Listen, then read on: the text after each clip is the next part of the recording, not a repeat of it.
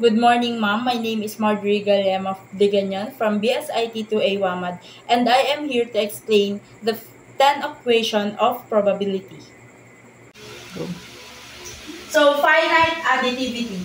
If A is intersect to B, then it equals to empty set. Then the probability of A union B is equals to probability of A plus the probability of B. So, dito sa box natin, if makikita nyo, yung dalawang bilog natin is hindi siya magkadikit kasi disjoint siya. Ayan. And then dito, ipag-add din natin sa probability of A and B. Meron tayo dito sa probability of A 1, 2, 3 and the probability of B is 4, 5, 6. So ipag-add din natin siya.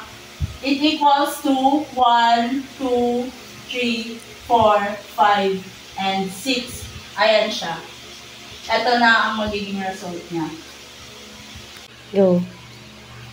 If A is intersect to B, then the probability of A is mas maliit siya compared the probability of B. So meaning nun, the probability of A union B is intersect to A complement. So pag-aadin mo siya, the probability of B equals to the probability of A plus the probability of intersect A complement. So itong letter A, kukunin mo lahat siya dito. Ganun din sa B and sa intersection of A complement dito para makuha ang kabuuan ni probability of B sa probability of letter A.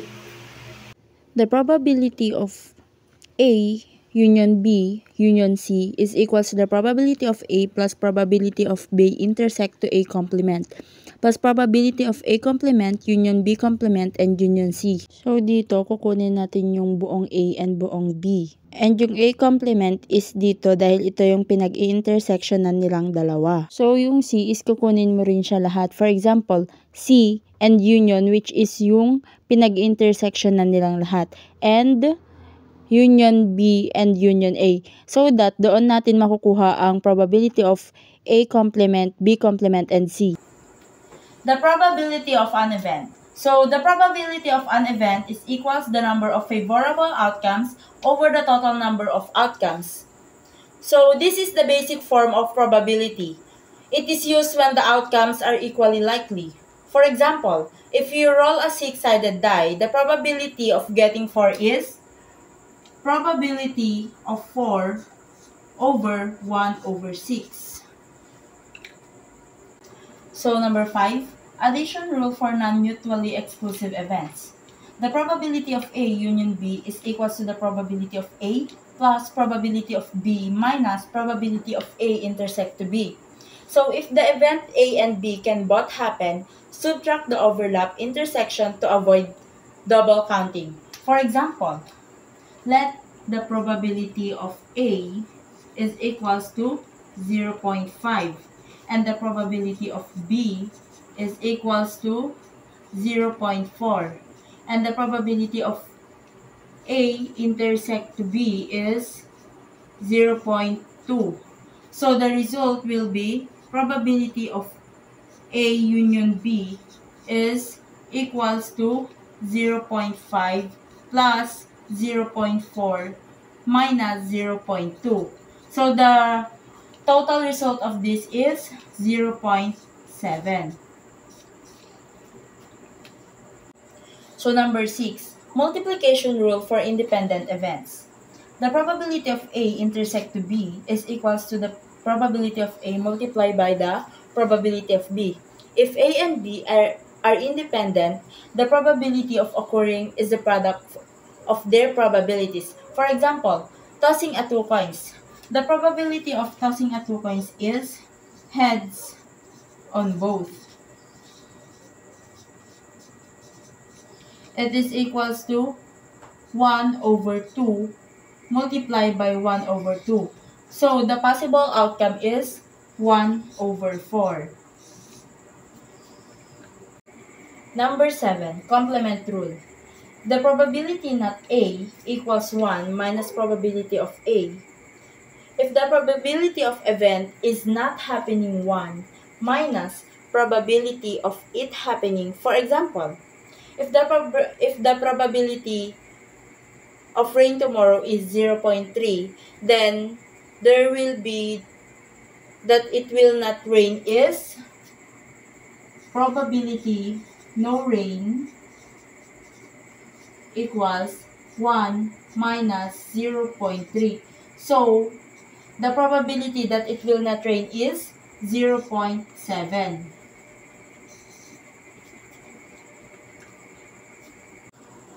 So, number 8. Addition rule for mutually exclusive events. So, kanina, tapos na natin yung non-mutually. Dito naman tayo sa mutually exclusive events. So, probability of A union B is equals to the probability of A plus the probability of B. If the A and B events cannot be happening at the same time, then the probability that either occurs is the sum of their probabilities. For example, there is a red card and black card in the standard deck. The probability of red card is 26 over 52. And the probability of black is the same as the red, 26 over 52.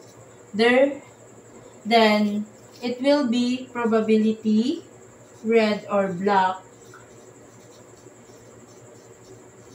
equals 26 over 52 plus 26 over 52 is equals to 1 because the A and B event is not happening at the same time, so our total is 1. Probability of at least one event happening. Probability at least one equals 1 minus probability of none. It is often easier to calculate the probability that none from the event is happened, then subtract from 1 to get at least 1. For example, what is the possibility of getting at least one head in 2 coin tossing? So, the probability of one head equals probability of both tails. It is equals to 1 over 2 multiplied by 1 over 2 is equals to 1 over 4. So the probability of at least one head is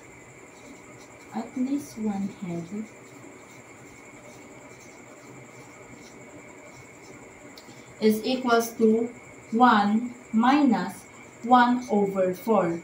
It is equals to 3 over 4. That is at least one head of this probability, at least one of event happening. So lastly, the probability of impossible event. Probability of impossible event is equals to 0. If the event cannot be happen, its probability is 0. For example, the probability of rolling a 7 on a regular 6-sided die is probability of 7 equals 0. Why the result is 0? Because it is impossible to roll a 7 on a 6-sided die.